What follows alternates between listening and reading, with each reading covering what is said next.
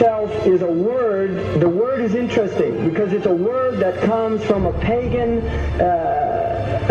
Hollywood is the holy wood, and it was the wood that the magical wands were made out of in the pagan sorcery, magic. And these wands were believed that the sorcerers that possessed them could put people into trances and control them. This is part of, this is symbolic, but it's also important to understand that part of what Hollywood literally does is it puts people into trances. It's a dream state. They call it the dream machine in the United States.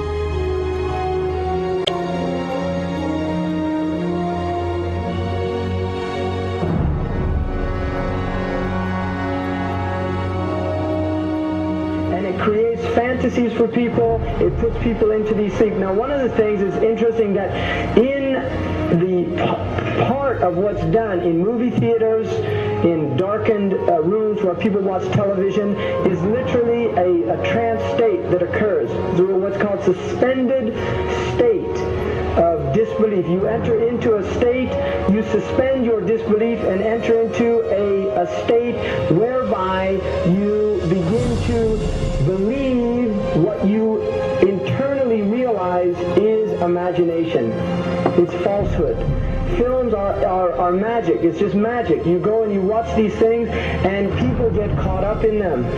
People cry during films, all this catharsis that takes place in these things. Many of the films, and this is an important element in the control mechanism, is literally allow people to go and have certain type of catharsis as a purging experience, which Aristotle talks about the necessary element. One of the necessary elements of tragedy is to create this cathartic experience.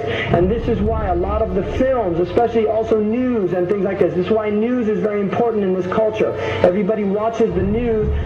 They have this tragic, cathartic experience of watching the tragedies of others and then feeling safe and complacent in their own experience of this suspended state of illusory well-being. So these are very intricate and sophisticated methods. Now, I think it's dangerous, although there are elements, there's concerted efforts that take place, there's also a lot of people that have similar worldviews that aren't necessarily working together in concerted efforts.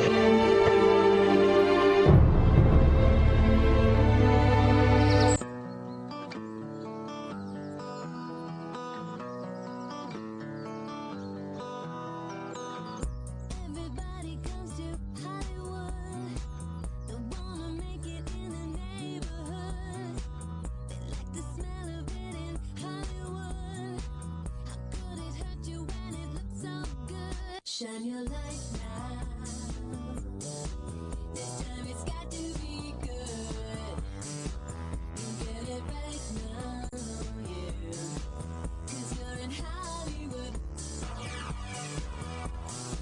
There's something in the air in Hollywood. The sun is shining like you knew.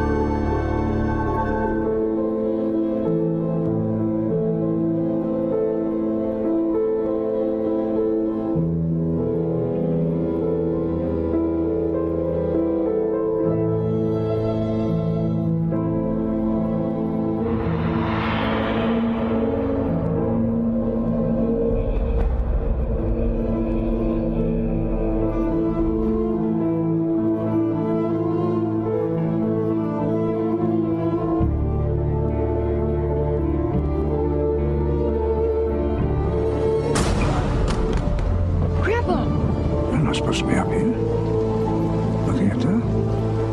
I just wanted to know.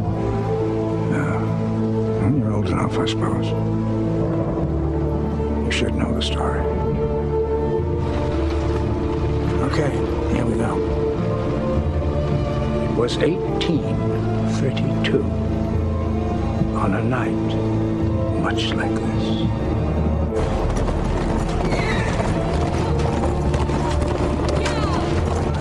Charles Carroll was the last surviving signer of the Declaration of Independence. He was also a member of a secret society known as the Masons, and he knew he was dying. He woke up his stable boy in the middle of the night and ordered him to take him to the White House to see Andrew Jackson, because it was urgent that he speak to the president. Did he talk to him?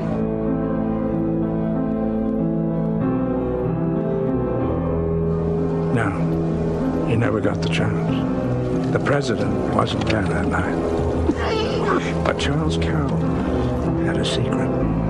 So he took into his confidence the one person he could. My grandfather's grandfather, Thomas Gates. What was his secret? A treasure. A treasure beyond all imagining.